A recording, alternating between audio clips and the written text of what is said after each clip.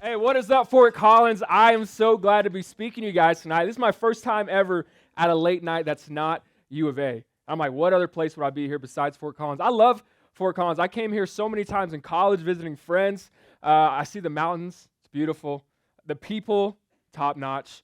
The food, probably like 7 out of 10. Okay, it's solid. It's solid. Doesn't quite have the Mexican food like Tucson, but it's pretty solid. But man, I love Fort Collins. And so if you don't know me, I'm on staff at University of Arizona. And just a little bit about me. I went to school at U of A. But you got my slides for me? Oh, I got the clicker. Whoa, sorry. This is a new thing. Yeah, my bad. Yeah, that's how I pay grade. Yeah, I went to school at U of A. It's me and my pops. Day one, moving in, freshman year. Y'all remember the days. We got any freshmen in here? There we go. I love it. So while I was at Arizona, I was on the football team there, and this is my guy Debo right there. He's a good dude. And while I was on the football team, I met a guy named Sammy. Now, Sammy, we quickly became best friends, and this guy, he just showed me that there's a whole nother life than the one I was living. I kind of came to college like everybody else, but this guy, man, he lived different, and it was because he was following Jesus, reading the Bible, applying it to his life, and just seeing this guy's life, I was like, man, this is something I want. And so at the start of my sophomore year, man, I gave my life to Christ and started getting plugged in with StuMo. I went to SMC. This is how many Arizona guys we had our first SMC the first year, and half of these guys are staff, so it doesn't even count. I went to Kaleo. I got connected with this guy named Matt, crazy dude. We became boys. Mitch, they became my boys. Man, I went on staff, graduated in finance. This is my wife, Hannah, right here, and my dog, Leo. She's sitting over here in the front. Man, we had a good time, and now I'm hanging with the boys out in Arizona. I love working with college students. If you're a little alarmed by the bear, don't worry. He's dead. He was alive, but not anymore. But yeah, man, I love working with college students at Arizona. And, I love hearing about everybody's spring break plans. Some people going to Arizona. Some people, maybe someone's going to Cabo. Anybody? No? Probably. There we go. Yeah, I know. I knew there would be somebody. Who's here going to just spend some time with the fam? Anybody? Love that. Man, I love spending time with my family, especially my dad. Like, we always hit it off. We're really close now. And I love asking him this question. If you ever want to score some brownie points with your pops, ask him this one. Dad, what was some of your best sports highlights in high school? Girls, if you want to score some brownie points with a guy in here, give him the green light to talk about his high school hero moments. Okay, he will always love talking with you if you ask him that question. So I asked my dad that question, and he goes, man, in high school, I got an interception against this quarterback named Todd Marinovich. He's also known as the Robo quarterback. And if you don't know who that is, I don't blame you. This is like way back in the 80s. But Todd Marinovich was bred to be an NFL quarterback. What do I mean by that? Man, before he was even born, his dad, who was an NFL player, said, when I'm choosing my wife, I'm only going to go after a D1 volleyball player because I want the best possible genetics for my kid. Not even kidding. Then, as he's born, as he's learning how to walk, his dad puts a balance beam in his crib, so he has to walk on uneven surfaces as he's first learning to walk. As he's growing up, his dad is hiring physical trainers, trainers to help him run, trainers to help him throw the football. He was eating nothing but whole foods, the best grass-fed beef you can find. Like, he was on the carnivore diet before it was even a thing. This guy's whole life, every decision he made revolved around football. This is him. Whoa, hello. There we go. You get a little preview. There we go. This guy's whole life revolved around football. His senior year, he had been a starter since his freshman year of high school. His dad said, hey, your offensive linemen, they're a little too small, so you're going to transfer to this other school. We're going to move to the other side of California, and you're going to play this high school. So this guy's entire life revolved around being an NFL quarterback. And what happened, man, he went to USC, started after his second year, and ended up getting drafted in the first round. This guy's life revolved around football, whether it was who he spent his time with, what he ate, what he went to sleep, what he did in his free time. It was all revolved around football. What is at the center of your life? What is it that dictates how you spend your time, who you spend your time with, what you do with your energy, what you want to do in your future, what is at the center of your life that all other decisions revolve around. For most of my life, I would say the center of my life was whatever I wanted. It was chasing success, whether it was making a lot of money, being admired by my fellow peers, being admired by a bunch of girls. That's what I wanted with my life, and that's what my decisions revolved around. It wasn't until I ran into Sammy, my teammate, one of my best friends, that showed me, man, having Christ at the center of your life, it looks a whole lot different. Tonight, we're going to be talking about having Christ at the center of your life, what that could look like. And man, this is one of the most important things that you can understand if you really want to follow Christ for your time in college and for your life afterwards. What is it that all your other decisions flow from? But before we start, I'm going to ask another question for you guys. Talk with the people around you. It's a little bit after the New Year's. Okay, it's February, but still, what do you want to prioritize in 2024? Talk with the people around you. We'll bring it back in a little bit.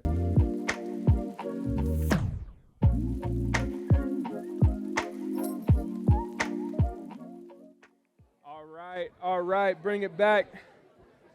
Bring it back.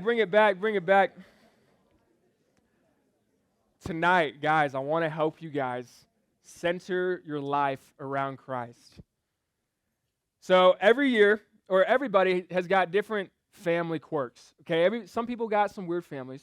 Everybody's got a little weirdness in their family. Some people got some fun stuff about their family. Man, everybody's family is different, unique. Something my family does every Thanksgiving, a little bit after, we have these tamale parties.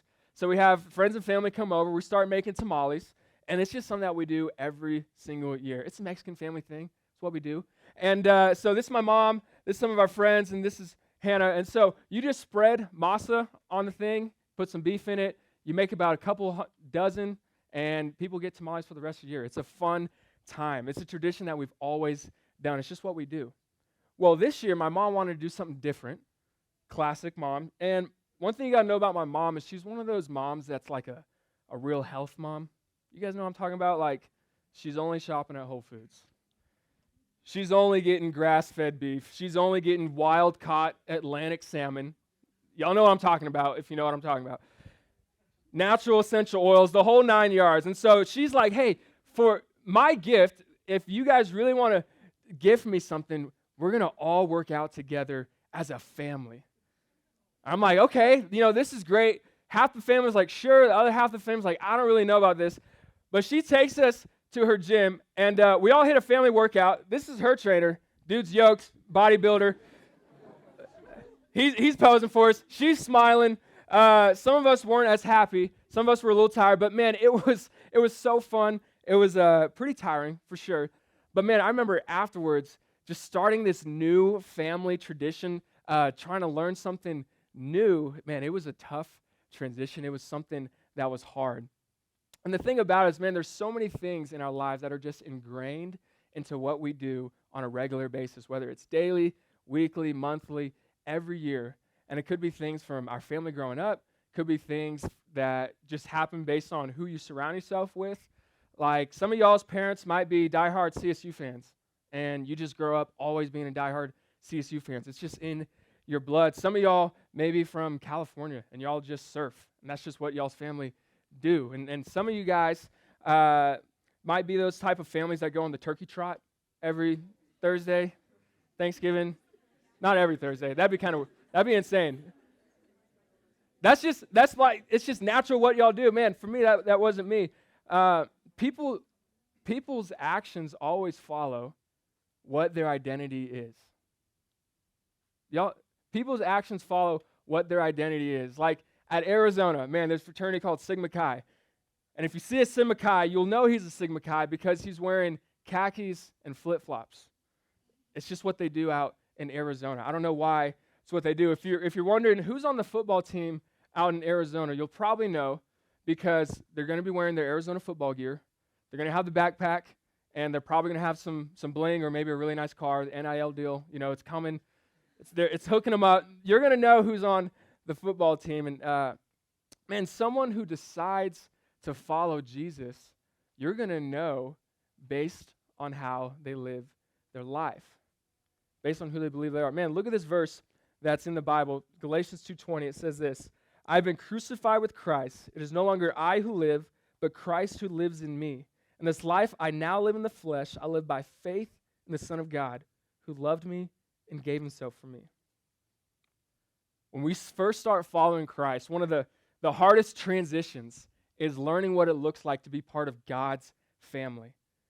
Man, we all come from different family backgrounds. We all come from different circles that influence our decisions. But man, when we start following Christ, we are adopted into his family. It's one of the most amazing parts about following Christ, but it's also a part that can be hard because you're learning how a new family operates. Man, when it says, I've been crucified with Christ, it's no longer I who live, but Christ who lives in me. It means that, hey, the old ways that I thought might have been right or that I thought was best for me, those ways are dead, and now I want to follow Christ because that is who I follow. It's my identity. Your identity determines your actions. Who are you and what are you about? What identity is central in your life that all other choices revolve around?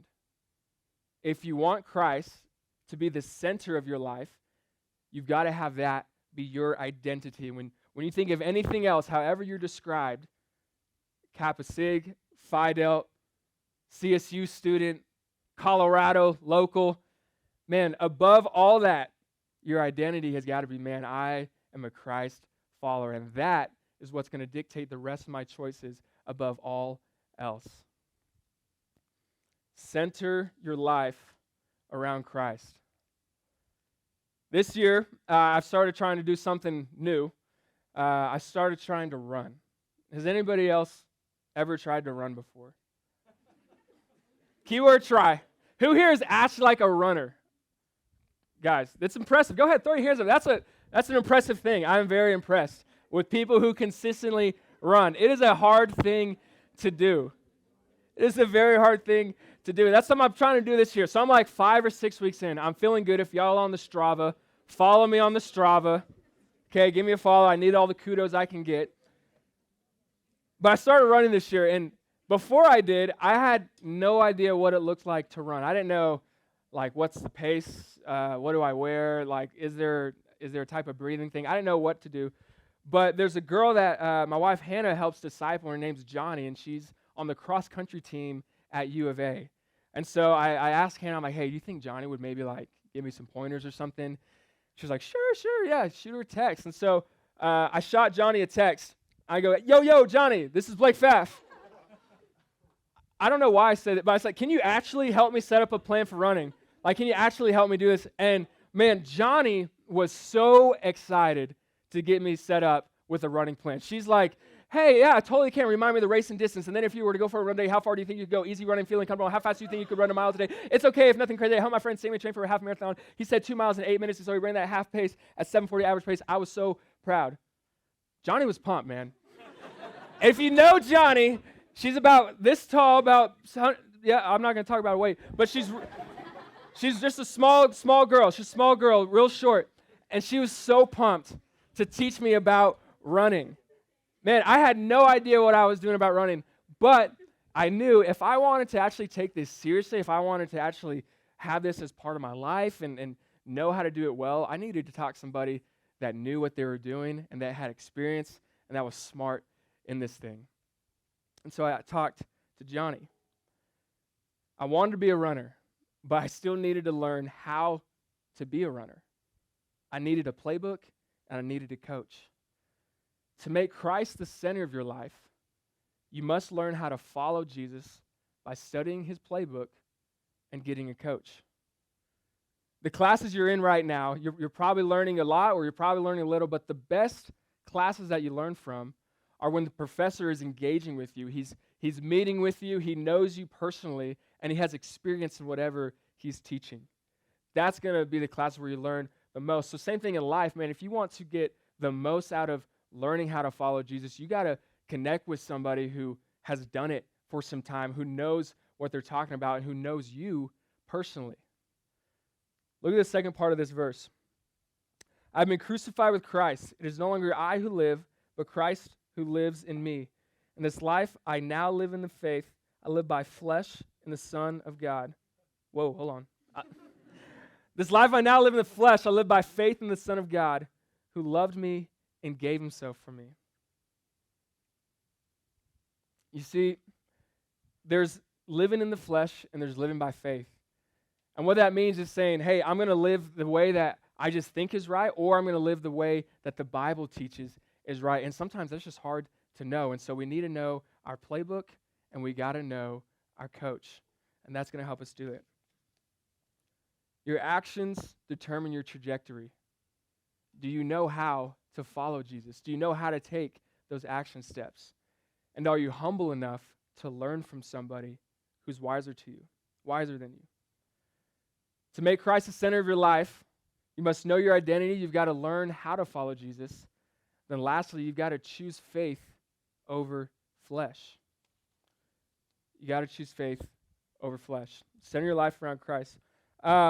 I talked a little bit about my dad. Love asking him stories. This is a picture of us. This day one of college. This is us this past summer on vacation. And like I said, I love asking my dad questions, getting him talking. And one thing I always love talking to him about is finances, business, anything related. And I remember growing up, we would talk about where to live, things about our house. And I always wondered, hey, Dad, why do we live where we live? Like, why do we live? I grew up in Texas.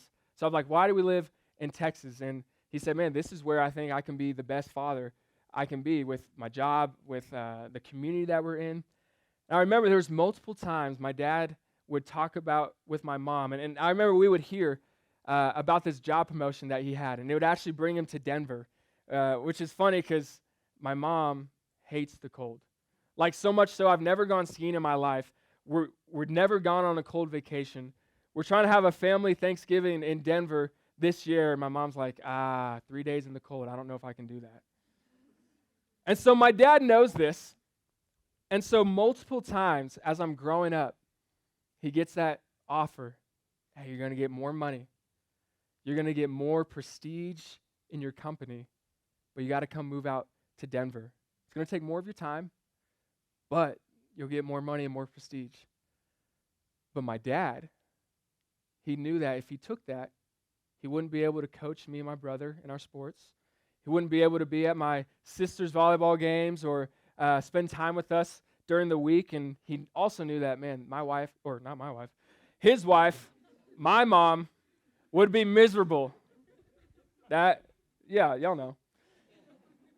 He knew that, man. And so over multiple times, he said no to this job promotion. Man, if you were to look at his life, you could tell that his life, family, was what his decisions centered around. You could tell by his decisions. That's the last part. Oh, whoops, my bad. That's the last part about following Christ, is that your decisions will show what you prioritize. You could tell what was important to him by what he did. What is at the center of your life? What is the thing that dictates what you do with your mornings, your nights, your future job, who you spend your time with? Is Christ at the center of your decisions?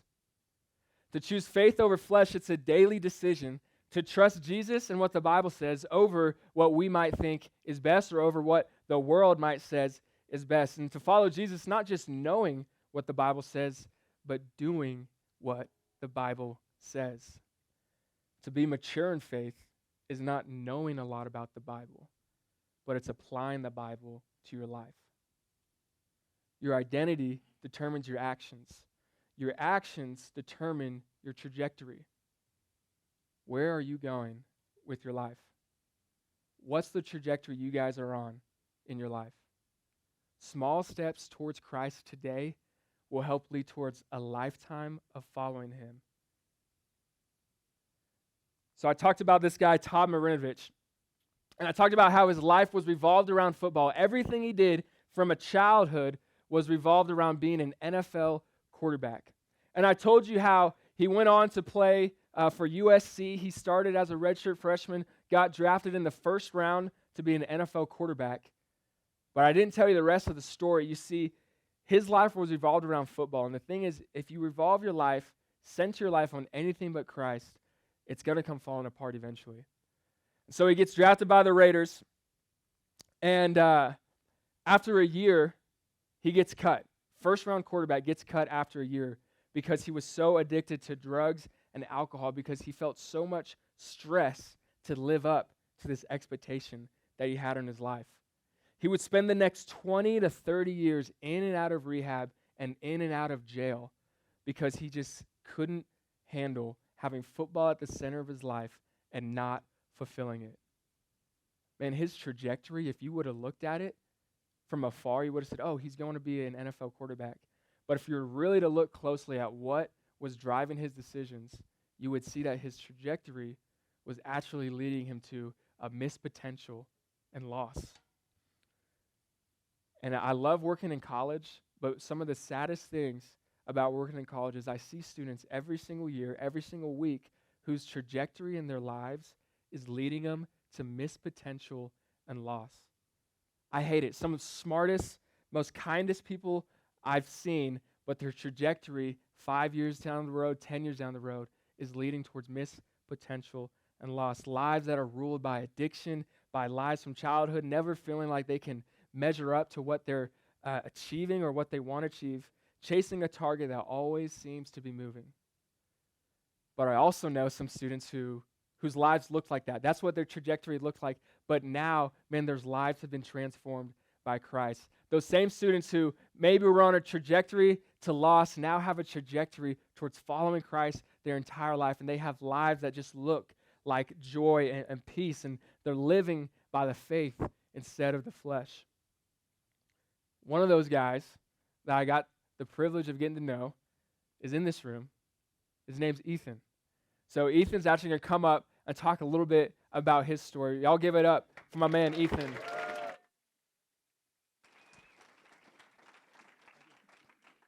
Hello? Is this on? Okay. You need this, I guess. My name is Ethan. I'm from Pueblo, Colorado. If you know anything about that, you know it's a great place to grow up. So yeah, I'm going to tell you a little bit about myself and how I now have Christ at the center of my life. I was born and raised in Pueblo, Colorado. I have 2 older siblings. My sister, who is the oldest, has always struggled with alcohol and drug abuse, which has always led to a lot of problems within our family. I have seen her high with needles in her arms more times than I have seen her sober. The most recent time I've seen her, she was driving her car through our garage and then left before we even had the chance to stop her. Sorry about that. Let's see, I lost my place. Yeah. Because of these things, it's made me a very mistrusting person and a private person. My relationship with my brother, however, was a little bit different. We were never really close, but still got along. However, my brother came out as gay in high school, and I began to resent him. Not because he is gay, but because I would get bullied and sometimes beat up for having a gay brother, and even accused of doing things with him by other people, which caused me to have a lot of anger and hate towards those people. Because of these things, my parents felt that they were not good parents, so I took the role of being the perfect child by having good grades and participating in multiple sports. Trying to earn their love and the love of the people around me in my daily life. This led to a lot of anxiety and depression, which I have carried into my freshman year of college. I decided that I was going to serve myself and my flesh by chasing girls and the pleasures of this world. I would take out my frustrations on myself in the gym and would talk down upon myself until I felt I did enough. However, the Lord had other plans for me. Thanks to God, I was reintroduced to Christ by someone I now consider one of my best friends. Since then, I have found my purpose and experienced the unconditional love of Christ, which I do not deserve, but was overwhelmed with, by God and the people he brought into my life to help me make Christ the center of my life. I now rely on God's word and the example of his Son to guide my choices and direction as I continue my walk with Christ. I have learned to not only forgive my siblings, but I also have found peace in the things that I have been through and the things that I have seen. I now look to share with them and others what has been shared with me. For those of you who have been going through hard times or are currently going through hard times, I encourage you to cling to God and to make him the center of your life. He has huge plans for you and uses the things in your life to mold you into the person he created you to be. Thank you. Good job, brother. Thank you, Ethan. That was awesome. Make Christ the center of your life. Man, you got to know your identity. You've got to know, get a coach, get a playbook, and you got to choose the faith over flesh. What is the center of your life? That's the question tonight. What is the thing that drives all other decisions in your life? Is it going to be Christ? Is 2024 going to be the year? Is this spring semester going to be the year that you say, hey, Christ is going to be the center of my life? Will this be the year that the trajectory of your life is changed forever? Man, thank you guys for letting me talk with y'all tonight. I've loved being out here. I hope to see a bunch of you guys more throughout the week. And y'all have a great night. Not bear down. Go Rams. Love you guys.